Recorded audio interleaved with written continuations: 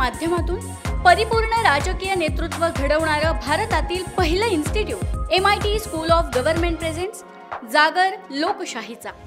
पुण्यात आज 10,000 किलोची मिसळ महात्मा फुले जयंती यांच्या निमित्तानं तयार केलेली आहे आणि या मिसळच्या याला स्वतः पुण्याचे माजी पालकमंत्री चंद्रकांतदादा पाटील यांनी भेट दिली आहे। त्यांच्याशी बातचीत करूयात। दादा, आज इथे 10,000 किलोची मिसळ बनते, तुम्ही स्वतः त्या मिसळीचा आस्वाद घेतलात, काय सांगा?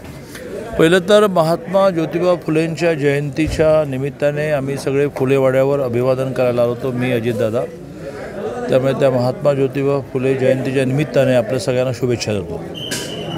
माजी आमदार दीपक पायगुडे हे नेहमी असं काहीतरी भव्य दिव्य करत असतात, तरी मागे राहतात, ते का मला माहीत नाही। राजकारणात असूनही माणसाने पुढे व्हायला पाहिजे।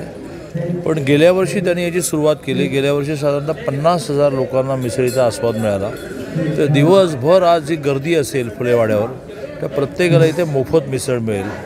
ही 10,000 किलो मटेरियलची मिसळ 1,00,000 लोकांना पुरेल, जी करायलाही प्रचंड मोठी कढई आणली आहे की जी अयोध्येमध्ये शिरा करायला म्हणजे प्रसाद करायला वापरली होती। आणि हे जे जगप्रसिद्ध सेफ आहेत की ज्यांच्या अनेक रेकॉर्ड झालेले आहेत, ते याच्यात पुढाकार घेऊन हे करतायत।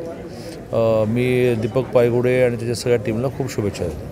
नक्कीच, त्यामुळे आज जी मिसळ पुण्यात बनवलेली आहे ती एकतेचा संदेश देणारी मिसळ आहे, असं स्वतः माजी पालकमंत्री आणि महाराष्ट्र राज्याचे मंत्री चंद्रकांतदादा पाटील यांनी सांगितलेलं आहे। कॅमेरामन रोहित वनकट्टेसह मी Pranav Damale, for the people news Pune.